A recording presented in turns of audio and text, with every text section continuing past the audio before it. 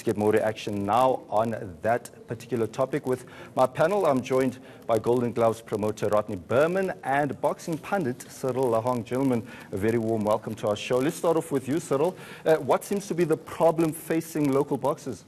Well, I think it's more about opportunity. The young boxers are not always getting the opportunities. Well, here we have Rodney Berman, who's over the years given the youngsters opportunities.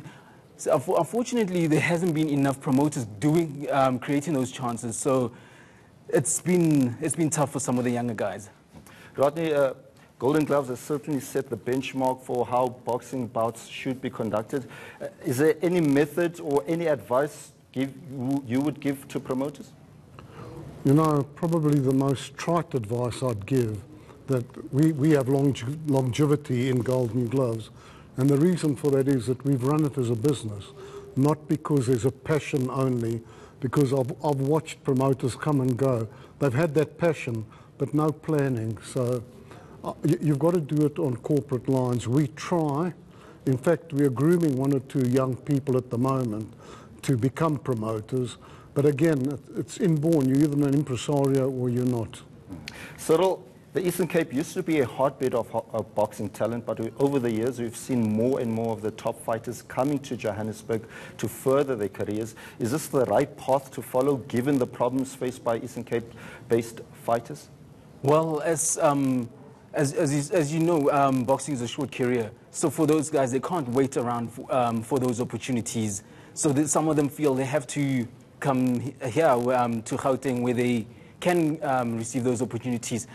But then at the same time, as Rodney Berman just said, it comes down to how business is conducted. If funds are raised properly as a business, then I'm sure it can happen, not just the Eastern Cape, but the whole country. Rodney, are there enough promoters who are passionate about boxing in the country? The reality at the moment, I think there's an overabundance of promoters, but I think we're all missing the point. The real problem is, I think, the paucity of amateur training in this country. And I'll just give you one quick example. There's many, many more. I have Kevin Lerena. He's come out of the amateur ranks. He never came out of the amateur ranks. He came into the professional ring. He's never had an amateur fight in his life, and he's competing against guys that have had 200-300 professional fights, and he's held his own magnificently. Just to give you some idea, if we had a proper, vibrant amateur body, Cyril's well aware of it as well. But how do we sort out the amateurs? It's not for us, unfortunately. At grassroots level, that is for the amateur associations to do. Cyril, in terms of Boxing South Africa, are they doing enough as a sanctioning body for the cause of boxing in the country? I think one of the biggest problems as far as boxing in South Africa, it seems there are certain inconsistencies in the way they follow their own rules. I can give you an example. There has been stories of boxers not getting paid on time, or some of them still being owed by promoters, which obviously hurts the boxers and it hurts the sport. So I think the first thing that Boxing South Africa would have to do is be consistent with the rules and follow their own rules. As a promoter, is it always about money? Do you feel that do you always need finances to run a proper promotion company? Sure.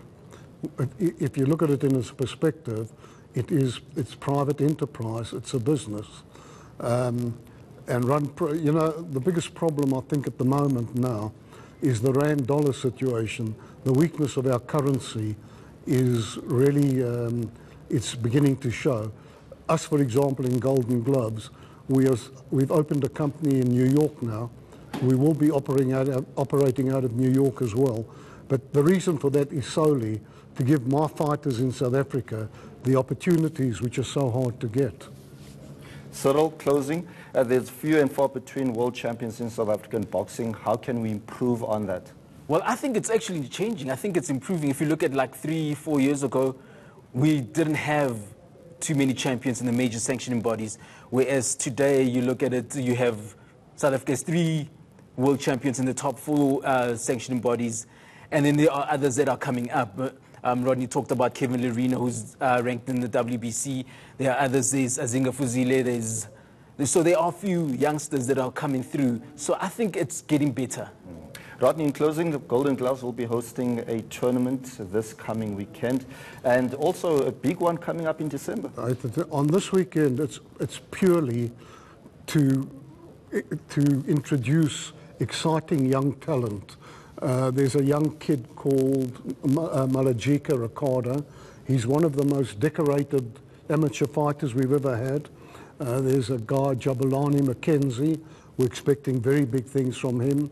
We have hopefully another heavyweight hope in our midst, Ricardo Gomes, and also of great interest is the transform going from the MMA ranks to boxing, and that is a guy, Boyd Allen.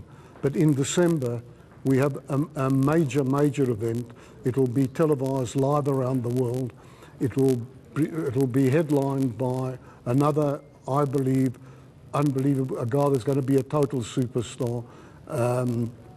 He is a welterweight, and he's going to go really for Tulani and Bengi, and he's defending his world title.